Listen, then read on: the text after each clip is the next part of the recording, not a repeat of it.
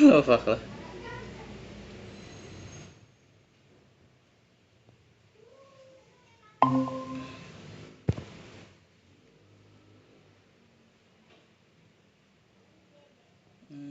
Hello, Mr. Oh, hello. Well, nice to see you again.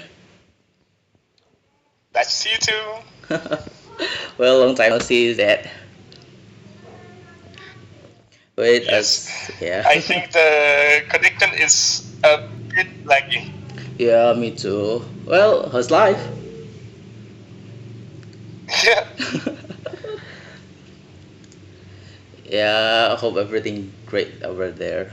Well, by the way, I'm actually working Yes. at on a linguistic project for my university class, and I would love to, well, to working on me with this. I really appreciate it. Hmm. My Well, pleasure.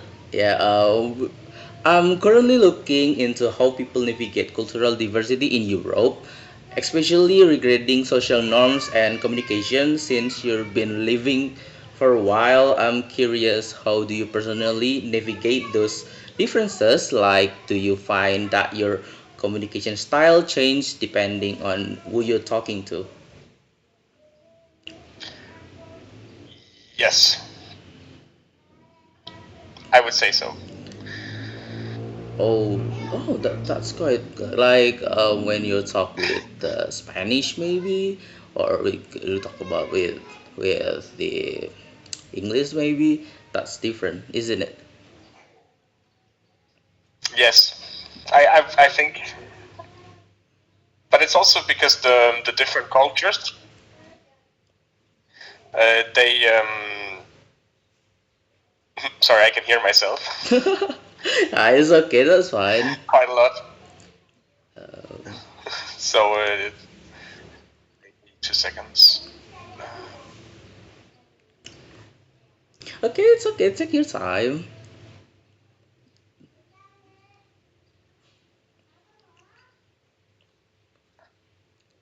Okay, I'm gonna not mute, but when I talk, I'm gonna turn off the sound so I don't get the echo. Oh, all right, all right. So, but then I cannot hear you. So, Ah, I see. Yeah. So, okay. So to answer your question, when I speak with Northern Europeans, in general, Northern Europeans are a bit more closed in their way of acting with other people. So I'm less um, how can I say extrovert. I'm a bit more reserved.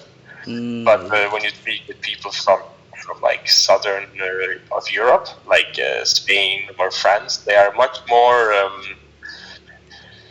Good way to say it. In their culture, they are quite warm, so it's easier to get those emotions out more quicker in a conversation. It's not that the Northern Europeans are emotionless. It just takes a little longer for Northern Europeans to warm up to each other. yeah, I So see. Oh, that's insightful. yeah. Yeah, that's insightful. No, especially on the linguistic side. How do you feel? Do you feel like you've just had to adjust your English to fix the local cultural there? Or, for instance, do you find yourself mimicking certain local pronunciation or idiom to blend in? Or do you just stick to your own natural rhythm? Ooh, that's a good question. Um, I changed my vocabulary depending on the English level of the one I'm speaking to. So, if I'm speaking to, let's say, someone from Southern Europe and their English is not so good, then I will simplify my English. I will not change. I mean, it will naturally limit the subjects you can have in a conversation, because if you cannot communicate in a complex way, you cannot have complex conversations. Um, so I would say it's more of the skill that says the limitations. I Ah, don't okay. so much think of the culture as the limitations. Like I will have the same conversation with people from all over the world if the conversation leads to that, not thinking of if it's culturally appropriate to have this kind of conversation. So, and that's not also like not completely true. Right now, I'm I'm actually facing Indonesian, and then with the teacher, I definitely limit some subjects because of the culture. So in Indonesia, pork and alcohol is very Yeah, it's a forbidden, bit but prohibited. Denmark is Yeah, it's open to the country everything. of Yeah. pork and alcohol. So Yeah, yeah, I I will, can feel that when, I can hear you now. yeah, I know. That Yeah. is interesting. Sometimes I just want to feel like how alcohol tastes like, but I live in Indonesia. It's a bit prohibited for me to buy, but yeah, I just need to. Exactly, yes. Yeah. And it's actually also surprisingly expensive if you buy like the beer in Indonesia is more expensive than beer in Denmark. Like you could get cheaper beer in Denmark, but when you think of the wage difference, it means that the beer is so expensive in Indonesia. Yeah, sometimes I just feels like someone just said it on online and social media like alcohol is cheaper than water in Europe. It is not far from the truth. The cheapest beer in Denmark. I see if I can get it to IDR. Let's see Well, here. yeah, It's since like, idea goes to it's become well, it's become a bit oh, sorry. depressing since we looking at like 90 100 rupees. Yeah. So I just looked it up, and in Denmark we can get in the supermarket. We can get like a beer for 7,500 Indonesian rupiah. Oh, I see. Yeah, that's interesting. Well, the last question is, looking back, what biggest cultural gap you have had to bridge when you talk about the challenge? I'm really curious, see how you articulated those specific emotional complex terms compared to your daily speech. Like you get married with Indonesian woman, and I bet you have a lot of international friends. So, how you blend it to them?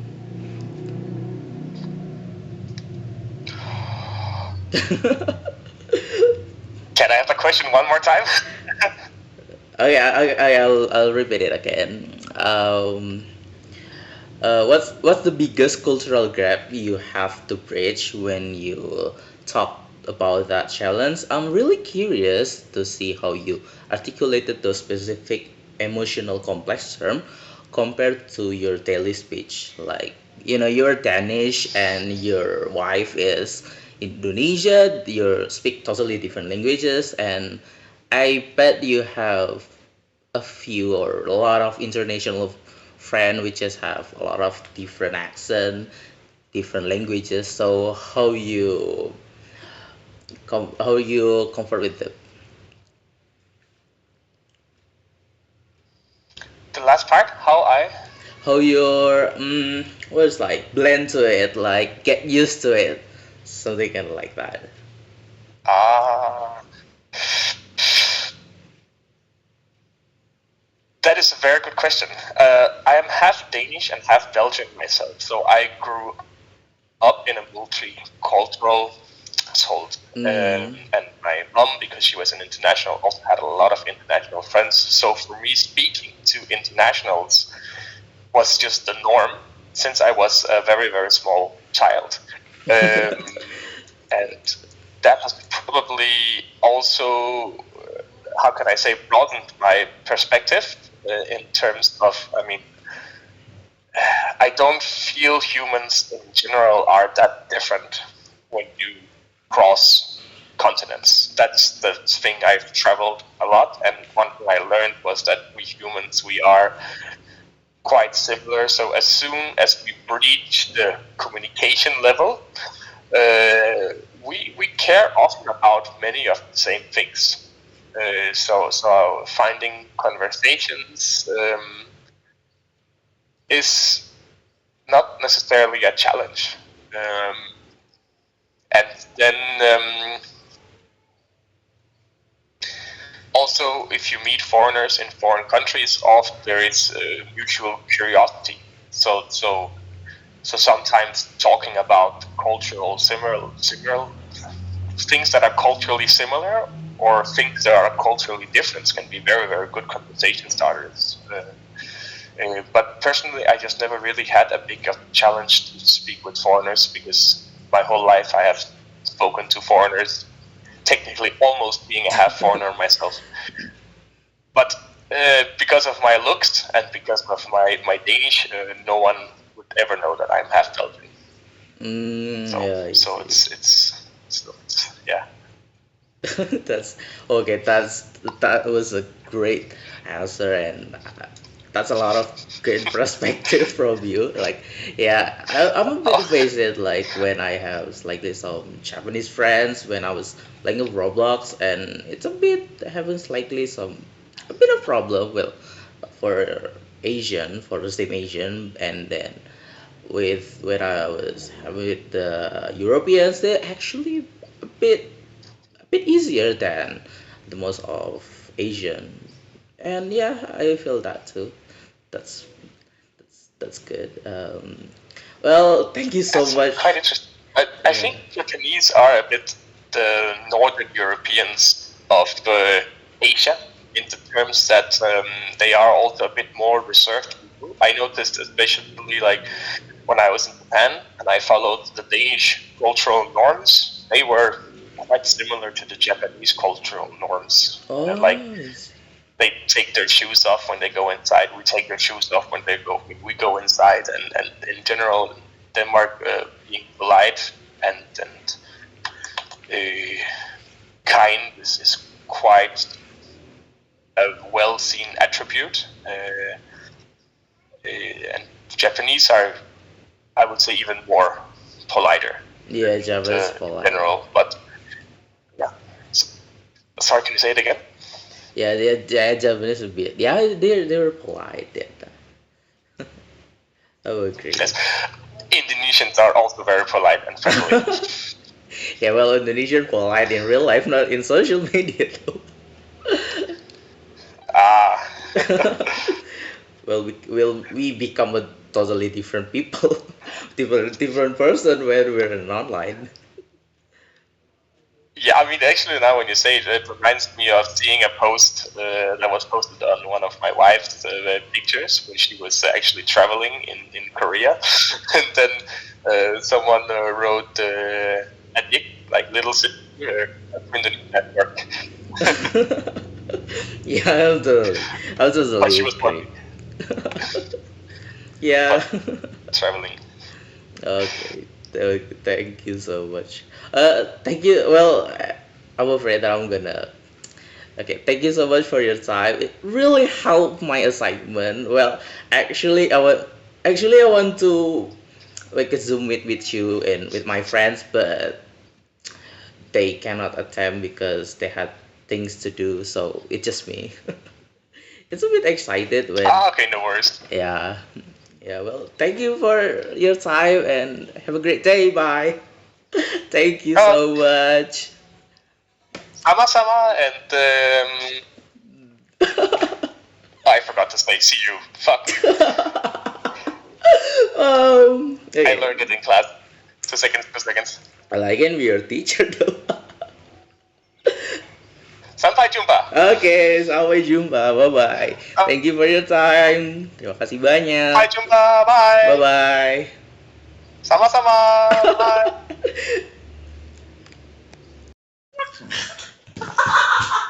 Yes! Yes! You motherfucking Jesus Christ! Yes! I did the assignment by myself, bitch!